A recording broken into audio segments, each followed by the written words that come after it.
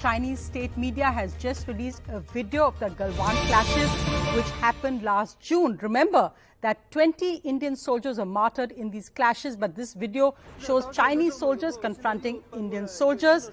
Meanwhile, China also admitted for the first time that it lost its own soldiers in these clashes. Vishnu Shom has more. Vishnu, why exactly has China released this video? What are they trying to prove? Also with their claim today that only 4 Chinese soldiers died in these clashes. How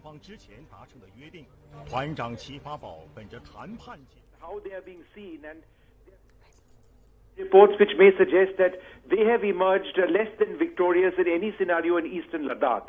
The context of the release of the video is an interview given by the Northern Army commander 2 days back, in which the Northern Army commander referred to a Russian media report which had said that 45 Chinese soldiers had been killed by Indian soldiers in the Galwan Valley.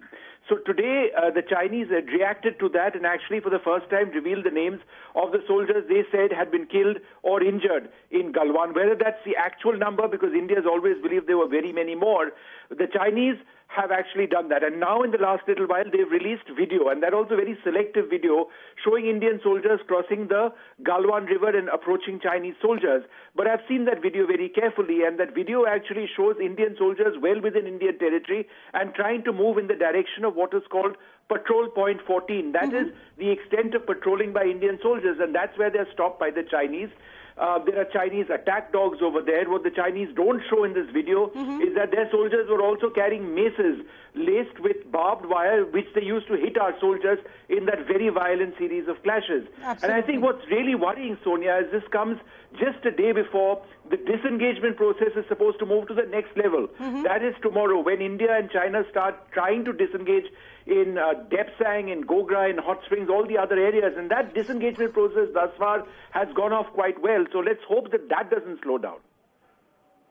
So, Vishnu, what's also important in this aspect is that what is the Indian Army response? Are we likely to release any kind of video as well? And the point you're making that the Chinese trying to put out their narrative, but Russia, which the Northern Army commander quoted, has said that at least 45 Chinese soldiers could have died in those clashes in June last year. Well, in a situation like this, I think, calm heads on both sides, so very important. If there is this perception battle game which goes on between India and China, then the larger issue of the de-escalation potentially gets affected. And to your question on whether the army has reacted, thus far there has been no Indian Army reaction to this video. I think calm minds need to see through the process that starts at 10 a.m. tomorrow. Not what has happened. We want to move away from that. Our video versus their video. We've seen this in the past with fairly disastrous consequences when things escalated after the release of video. Now the effort is de-escalation. Let's hope that works. Right. The 10th round of talks between India and China tomorrow as well, as you pointed out. Thanks, Vishnu.